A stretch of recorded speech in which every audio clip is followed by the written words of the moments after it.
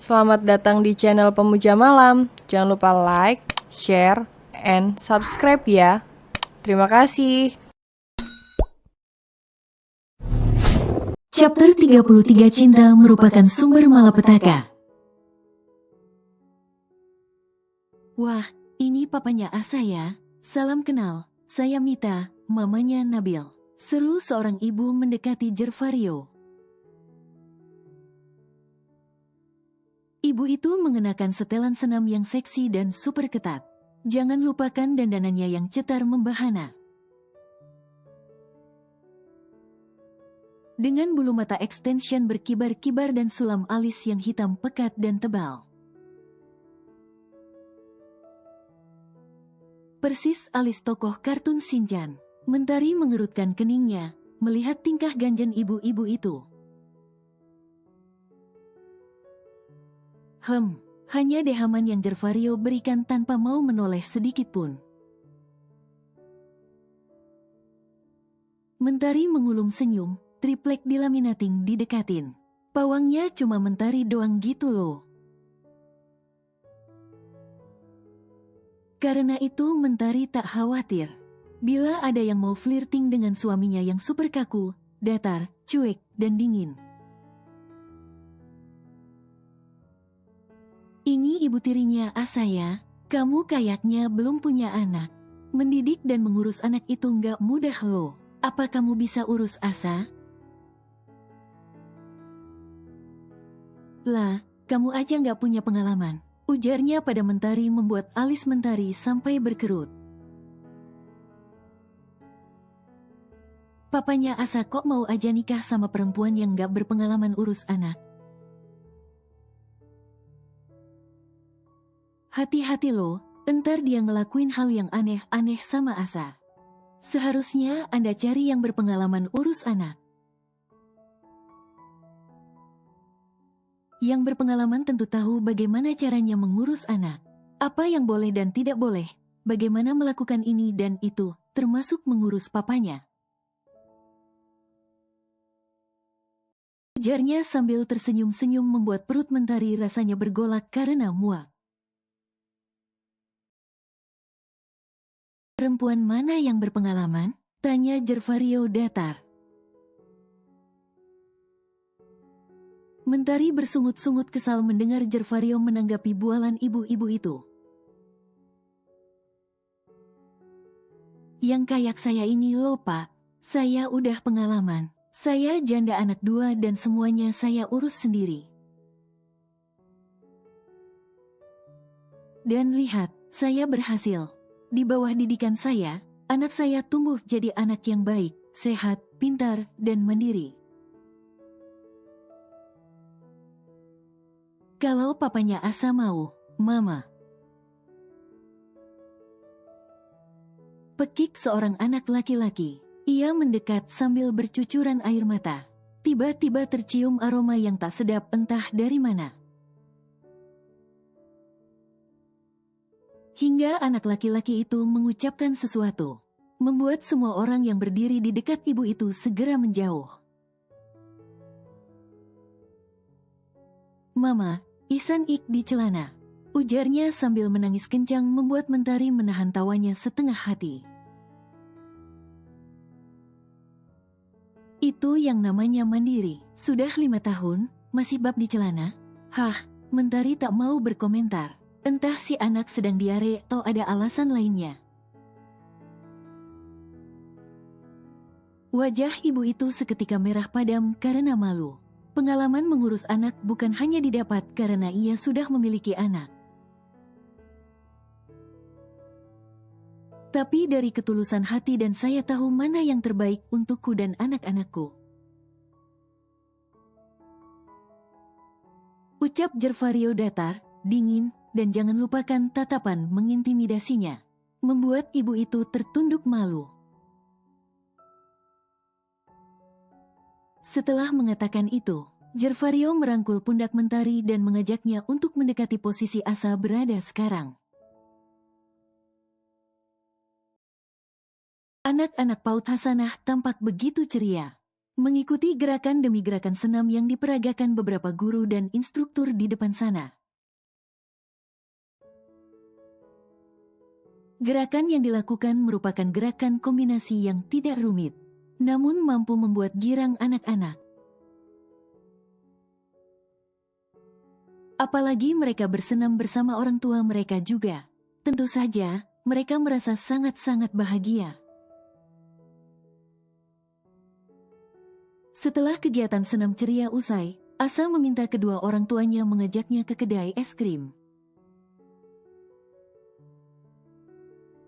Tak ada alasan untuk menolak putri kesayangan mereka, bukan? Meskipun setelah ini, mereka harus kembali ke aktivitas harian mereka.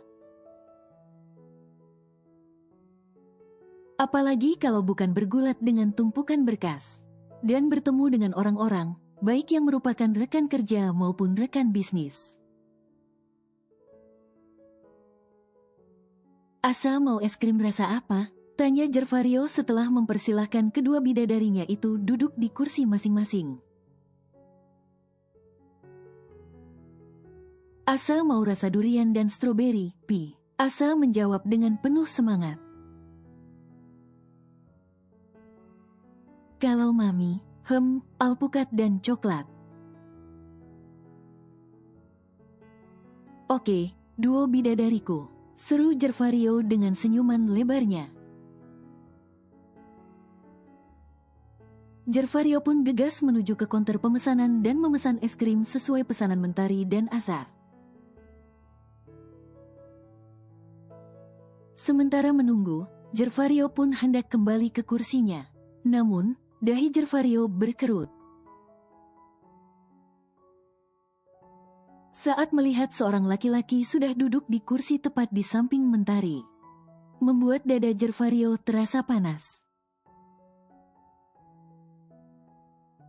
Sayang, panggil Gervario lembut kemudian mengambil tempat di sisi kiri Mentari. Untung saja Asa duduk di kursi yang berseberangan dengan Mentari. Jadi ada sisi kosong lagi di sisi kirinya. Bang, udah dipesan? Tanya Mentari dengan wajah cerianya. Gervario hanya menjawab dengan dehaman. Lalu Gervario menatap sosok di sisi kanan Mentari itu dengan tatapan datar namun menusuk. Oh iya bang, kenalin, dia ini Mohan. Dia dulu sefakultas sama aku pas kuliah di Malaysia. Ujar Mentari menjelaskan pada Gervario.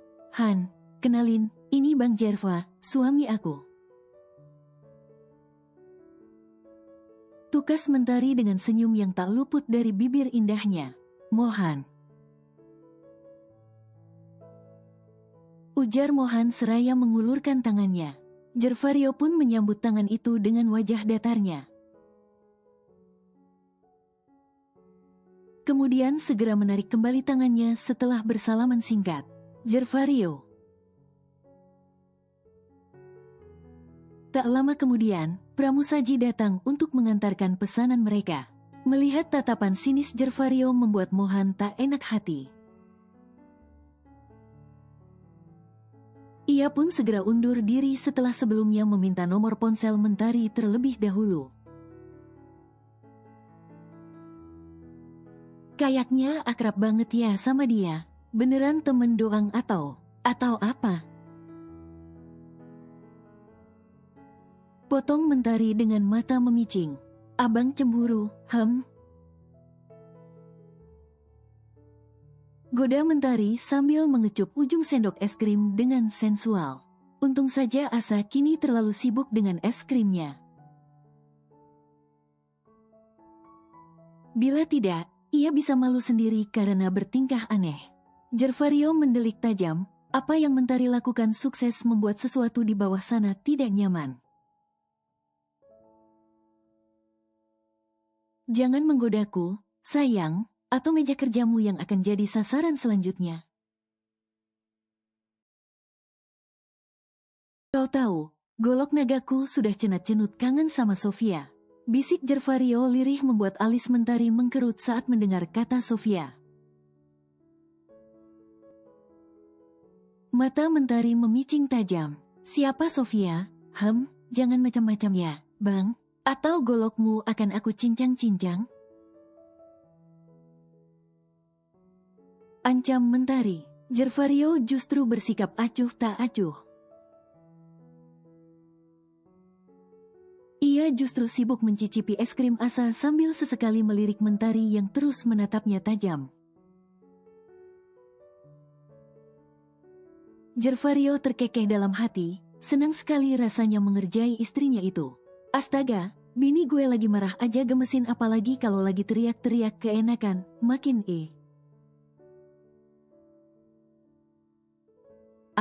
yang, kok aku dicubit sih? Pekik Jervario saat perutnya tiba-tiba dicubit Mentari. Bila biasanya Mentari kesulitan mencubitnya karena kulitnya yang kencang, maka sekarang Mentari bisa dengan bebas mencubitnya. Bukan tanpa alasan, semenjak kehadiran Mentari dalam hidupnya, Jervario lebih suka menghabiskan waktunya dengan anak dan istrinya. Alhasil sudah lama ia tidak bersenang-senang dengan perlengkapan gymnya. Sepertinya Jervario harus lebih rajin lagi olahraga. Ia tak mau tubuhnya jadi jelek seperti menggendut, dengan tumpukan lemak tak beraturan, yang mana bisa membuat daya tariknya berkurang di mata sang istri. Ia takut sekaligus tak mau Mentari jadi ilfil dengannya lalu meninggalkannya. Ngapain lu muka udah pas-pasan malah ditekuk gitu, bisa-bisa jodoh lu makin jauh. Ejek Jervario yang baru saja tiba di kantornya. Ia tiba di kantor setelah makan siang. Padahal rencananya ia akan langsung ke kantor, setelah mengantarkan Asa pulang dan Mentari ke kantornya. Tapi ternyata apa yang ia ancamkan pada Mentari tadi benar-benar terjadi. Gara-gara Sofia, Mentari ngambek bahkan sampai ia tiba di lobi kantornya. Alhasil, ia mengantarkan Mentari sampai ke ruang kerjanya, kemudian mengunci pintu rapat dan menjelaskan siapa itu Sofia. Awalnya Mentari ingin marah. Ia kira Sofia adalah nama perempuan atau gebetan sang suami. Tapi saat Jervario menyentuh titik sensitifnya dengan sensual, kemudian membisikkan siapa itu Sofia, wajah Mentari seketika bersemu merah. Apalagi saat jari-jari kokoh itu bermain dengan Sofianya, sungguh sensasional.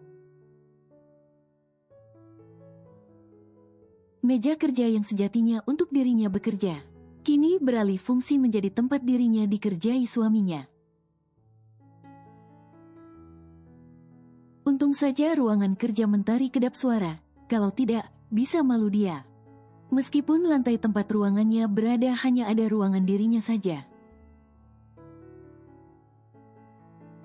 Tapi tak jauh dari sana ada meja kerja Belinda. Mau ditaruh di mana mukanya? Bila sampai suara-suara Luknat itu sampai terdengar, asisten merangkap sekretarisnya itu. Sialan lu, muka ganteng gini dibilang pas-pasan. Sergah Dario yang geram karena ejekan Jervario. Kalau lu ganteng, kenapa sampai sekarang gak laku? Seperti belum puas mengejek, Jervario pun terus melancarkan aksi cibirannya. Bukan gak laku, tapi belum ketemu yang tepat, ketus Dario dengan wajah masam. Makanya jangan sok pilih-pilih. Siapa yang pilih-pilih? Tapi pilih pun perlu ya, kalau nggak klik di hati, untuk apa coba? Mau cantik, seksi, body bahenol, kalau hati nggak klik percuma. Mending sabar. Alon-alon asal kelakon istilahnya. Jawab dari Osok bijak membuat Gervario terkekeh. Kenapa nggak pepet aja tuh Belinda? Gue lihat, kayaknya lu cocok sama dia. Justru dialah sumber kekesalanku siang ini. Sontak saja Gervario mengernyitkan dahinya. Memangnya apa hubungannya dengan asisten istriku itu? Gimana nggak kesal? Di chat beberapa kata tapi selalu dijawab dengan satu kata. Singkat, padat, dan jelas.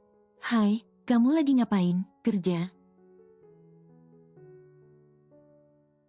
Hai Bel, udah makan siang? Sudah? Gemesin banget, nggak bisa apa basa-basi sedikit. Omel Dario membuat Gervario melongo.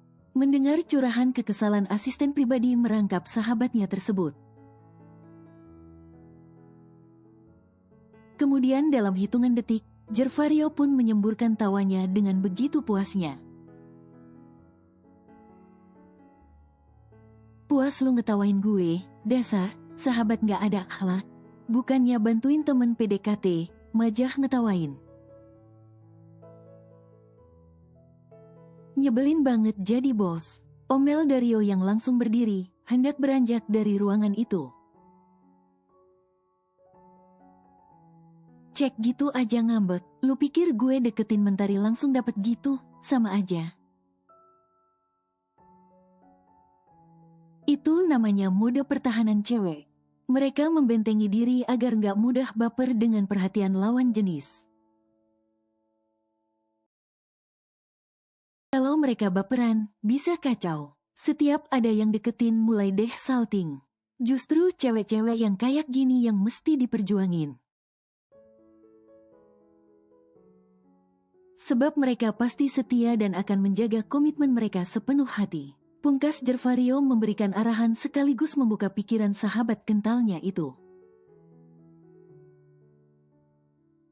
Seperti biasa, sepulang kerja Belinda akan pulang ke kontrakannya dahulu untuk membersihkan diri dan berganti pakaian.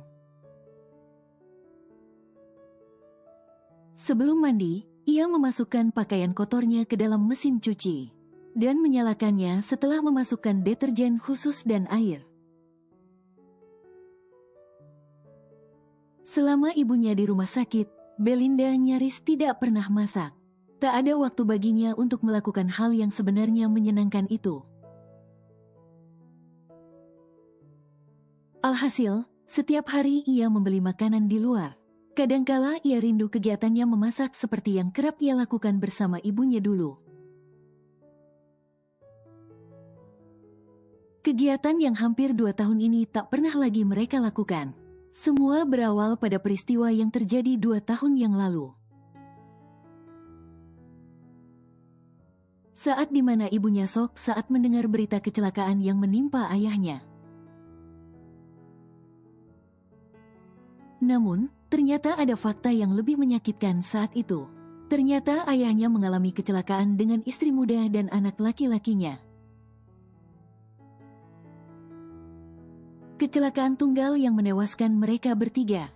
Anak itu berusia sekitar 10 tahun. Bukankah artinya, ayahnya telah menikah lagi tanpa sepengetahuan ibunya lebih dari 10 tahun yang lalu? Hati ibu Belinda hancur, terlebih perempuan itu merupakan sepupunya sendiri. Ia menyayangi sepupu pun putra sepupunya itu dengan tulus. Tapi ternyata, mereka menusuknya dari belakang. Rasa sakit dan kecewa itu sungguh luar biasa. Meskipun sebelum meninggal keduanya sempat memohon ampun, tapi hati ibu Belinda terlanjur luluh lantak hingga tak berbentuk. Sebelum sempat memaafkan, ibu Belinda roboh akibat serangan jantung. Bukan hanya ibunya yang hancur, tapi juga Belinda. Ia tak menyangka, cinta pertamanya itu telah mengkhianati cinta tulus ibunya. Ia tak menyangka, tante kesayangannya itu merupakan benalu dan duri dalam pernikahan orang tuanya. Ia tak menyangka, adik sepupu yang disayanginya itu ternyata adik seayahnya sendiri. Wajar saja ayahnya kerap mencurahkan perhatian yang berlebih pada Fadil. Ternyata penyebabnya karena Fadil merupakan putra kandung ayahnya sendiri. Sejak itu, Belinda menutup mata dan hatinya pada setiap lelaki. Hatinya jadi dingin dan beku. Ia tak percaya akan adanya cinta di dunia ini. Baginya cinta merupakan sumber malapetaka. Karena cinta, hidup ibunya menderita. Bahkan kini, penyakit jantung ibunya makin parah. Dokter menyarankan pemasangan ring, tapi Belinda belum bisa melakukannya. Keuangannya terbatas, sedangkan pemasangan ring membutuhkan biaya ratusan juta. Dari mana ia bisa mendapatkan uang tersebut? Seandainya saja rumah mereka masih ada, mungkin ia bisa menggadaikannya untuk sementara. Tapi hal itu tidak bisa ia lakukan. Ia tak menyangka keluarga ayahnya ternyata begitu kejam. Tanpa perasaan mereka mengambil rumah mereka. Dengan dalih rumah itu merupakan warisan orang tua mereka. Karena ayahnya telah tiada, artinya rumah itu kembali pada mereka, saudara-saudara ayahnya. Mereka pun terusir dari rumah mereka sendiri. Belinda benci, Belinda marah, hatinya yang beku kian membatu. Dendam, amarah, dan kecewa berkobar di dadanya. Ia benci, bagaimana ada manusia yang begitu tega. Tanpa rasa iba mengusir mereka dari rumah mereka sendiri. Padahal mereka tahu, mereka baru saja dirundung duka. Ibunya pun sedang tak berdaya karena serangan jantung yang menimpanya. Belinda merasa, sudah jatuh, tertimpa tangga pula. Tak adakah bahagia untuknya walau sedikit saja? Belinda menyusut air matanya yang jatuh sambil memperhatikan wajah ibunya yang tengah tertidur lelap. Ibunya, semangat hidupnya, kini terbaring tak berdaya di atas ranjang rumah sakit. Digenggamnya tangan ibunya, dikecupnya dengan sayang punggung tangan wanita yang telah mengorbankan nyawa demi melahirkannya itu. Bu, bertahan ya, jangan pernah tinggalkan Belinda. Belinda tidak memiliki siapa-siapa di dunia ini selain ibu. Bisik Belinda lirih, matanya memerah, sesak, itu yang ia rasakan saat ini. Belinda terlonjak kaget saat tiba-tiba ada yang menepuk pundaknya. Kau. Belinda membulatkan matanya saat melihat seseorang yang tersenyum lebar padanya. Seakan tidak merasa bersalah sama sekali. Kaget ya, sorry. Bisik laki-laki yang ternyata adalah Dario itu. Belinda menarik nafas panjang untuk menetralkan degupan jantungnya karena terkejut.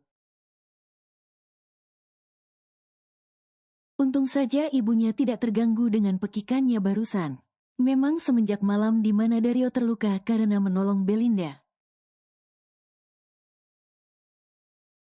Dario jadi sering menemui gadis pendiam itu. Dario tahu ibu Belinda di rumah sakit pun karena malam itu Belinda harus kembali lagi ke rumah sakit. Jadi Dario pun menawarkan diri menemani. Meskipun mereka kerap bertemu, tapi sikap Belinda tidak berubah sama sekali. Ia tetap datar, dingin, tak tersentuh. Kau sudah makan? Tanya Dario saat Belinda tidak menggubris ataupun meresponnya sama sekali. Belinda mengangkat wajahnya kemudian menggeleng. Ia justru mengambil laptopnya dan memeriksa beberapa pekerjaan yang sebenarnya bisa ia kerjakan esok hari. Kamu bisu ya? Apa sih susahnya ngomong? Kesal Dario, tapi Belinda tak menggubris sama sekali, membuat Dario berdecak. Dario sendiri bingung, kenapa ia mesti repot-repot memperhatikan Belinda. Padahal jelas-jelas Belinda tak mempedulikannya sama sekali. Dario menghembuskan nafas lelah. Lalu ia membuka kantong yang ia bawa tadi dan mengeluarkan isinya. Isinya adalah 2 porsi sate Padang. Entah Belinda menyukainya atau tidak. Kemudian ia beranjak dan mengambil laptop yang ada di hadapan Belinda dengan acuh tak acuh. Membuat Belinda mendelik. Lalu Dario meletakkan seporsi sate Padang tepat di depan Belinda dan menyuruhnya makan. Balikin laptop saya, makan dulu, pekerjaan bisa diselesaikan nanti. Dario melotot, tapi Belinda tidak takut sama sekali. Itu bukan urusan kamu, kamu mau makan ya makan aja. Nggak usah sok ikut campur urusan orang lain, ucap Belinda datar. Lagian ngapain sih kamu kesini? Kayak nggak ada kerjaan aja. Kata siapa nggak ada kerjaan? Aku ada kerjaan kok. Nih, lagi ngasih makan manusia kaku bin bebal. Disuruh makan aja susah. Dario mendelik sebal. Dibuat dari apa sih gadis di depannya ini? Kok nggak ada manis-manisnya jadi orang? Bukan perihal wajah, tapi sikap. Dario akui, Belinda cantik. Ia juga yakin, senyum gadis itu pasti manis sebab ia pernah melihat foto KTP-nya. Di foto itu Belinda tersenyum. Ia jadi penasaran, kenapa Belinda tidak pernah tersenyum sama sekali seperti di KTP itu. Ia melirik ibu Belinda yang sedang tertidur. Apa mungkin ini ada hubungannya dengan ibunya? Malas berdebat, Belinda menggeser sate Padang itu agar lebih dekat dengan wajahnya. Kemudian ia segera melahapnya dengan wajah ditekuk masam, membuat Dario diam-diam tersenyum.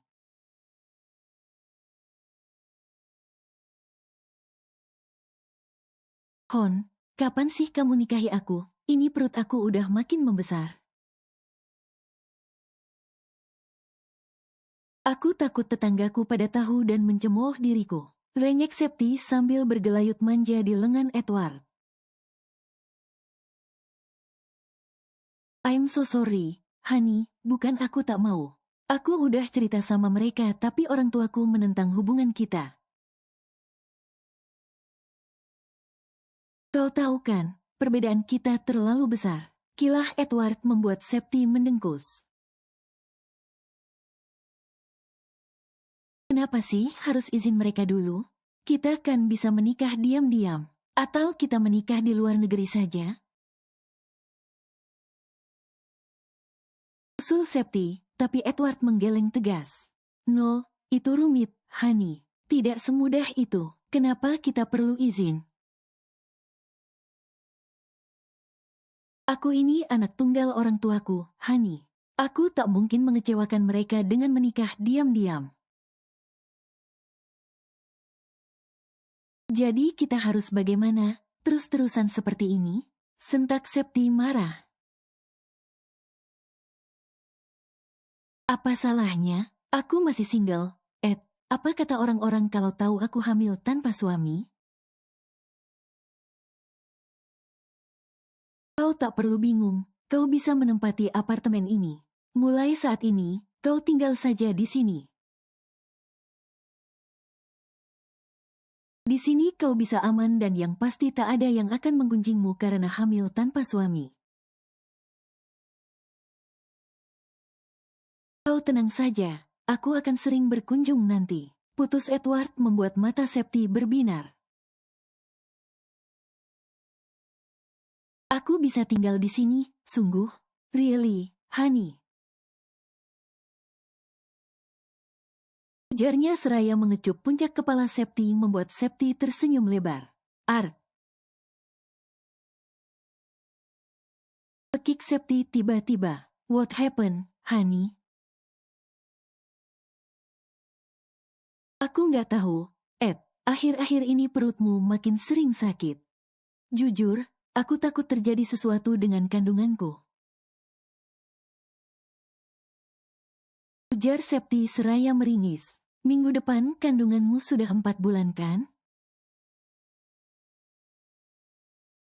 Minggu depan kita ke dokter kandungan. Aku minta kamu jaga anakku baik-baik. Aku tidak mau terjadi sesuatu padanya. Jangan berpikir macam-macam. Apapun yang terjadi, kau harus mempertahankan kandunganmu. Kalau kau masih ingin aku tetap di sisimu, kau harus mempertahankan anak ini. Kau mengerti? Tegas Edward membuat Septi mengerutkan keningnya. Tapi ia tetap mengangguk patuh. Ia tak mau Edward meninggalkannya. Bagaimanapun, ia terlanjur mencintai Edward. Apalagi Edward sangat royal padanya. Tentu ia tak ingin kehilangan sosok Edward dalam hidupnya. Pagi-pagi sekali Gervario sudah bersiap untuk pergi melakukan perjalanan bisnis atau bisnis trip. Perjalanan kali ini tujuannya ke Dubai. Sebab ada investor yang hendak menanamkan modalnya di perusahaan-perusahaan besar di Indonesia. Gervario kali ini tidak berangkat dengan Dario, tapi dengan ayahnya sendiri, Gatan Cokroaminoto dan asisten pribadinya. Gatan belum melepas Gervario sendiri, sebab Gervario belum memiliki pengalaman untuk menghadapi investor asing. Karena itu, ia mendampingi putranya tersebut sekaligus untuk memberikan pengalaman berharga. Apalagi investor kali ini merupakan investor besar. Siapa yang tak tahu dengan Dubai? Negeri yang mendapat julukan negeri 4 dimensi, yang masih bagian dari Uni Emirat Arab itu memang terkenal. Dengan kemegahan dan keindahan bangunan-bangunannya, investor tersebut pula termasuk jajaran pengusaha terbesar di negeri kaya raya tersebut.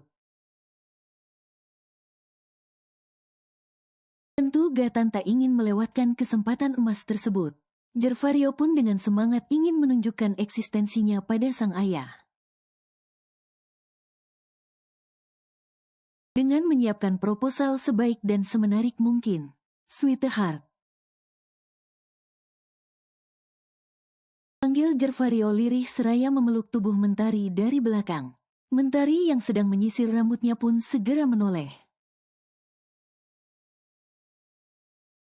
Sehingga hidungnya mendarat tepat di pipi Gervario yang sedang bertopang dagu di pundaknya.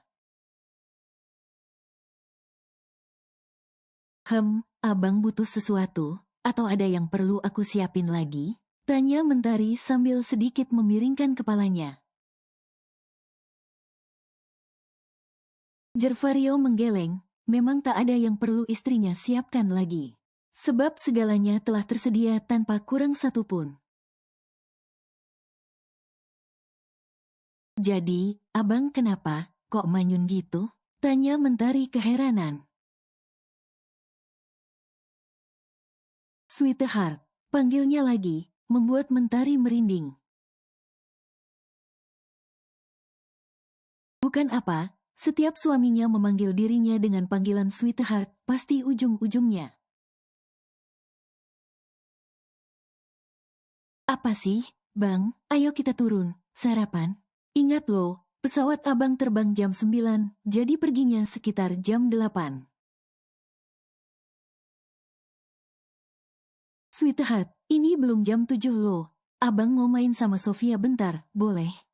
Kan abang bakal di sana 5 hari ditambah lama perjalanan.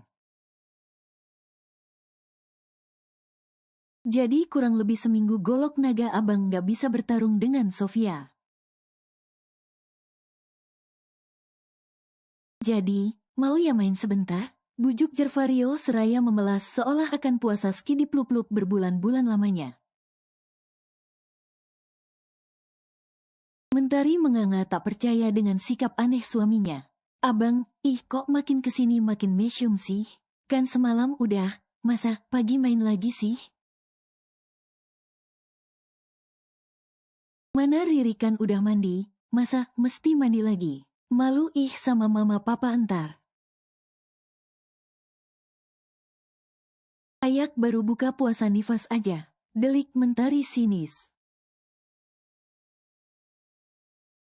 Yang, PAC. Rengek Jervario manja dengan jari jemari yang sudah mulai menelusuri perut Mentari.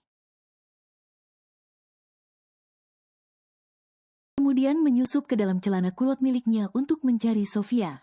Tetapi sebelum Jervario benar-benar menyentuh Sofia, tangan Mentari sudah mencegah lebih dahulu. Bang! Mentari hendak mencegah, tapi melihat kabut di mata suaminya, akhirnya Mentari terpaksa mengalah. Wiki, yes, thanks my sweetheart. Jervario berseru bahagia. Sungguh sifat yang bertolak belakang dari sifatnya di luaran sana. Akhirnya, satu sesi pun berlangsung.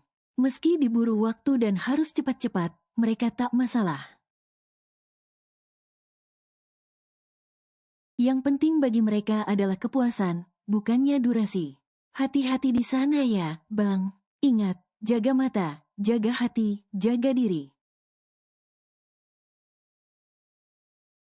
Ingat anak istri yang selalu menanti di sini. Mentari berujar memperingatkan sambil menangkup pipi suaminya.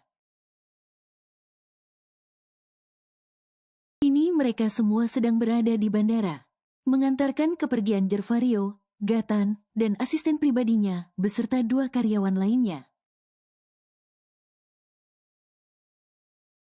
Iya, Mami, sayang. Abang janji, akan selalu menjaga kepercayaan Mami.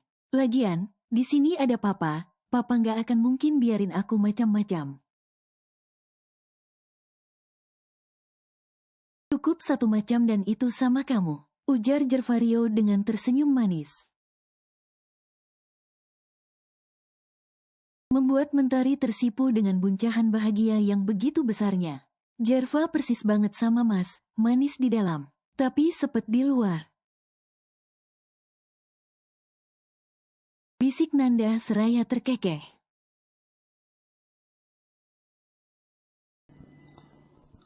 Bersambung.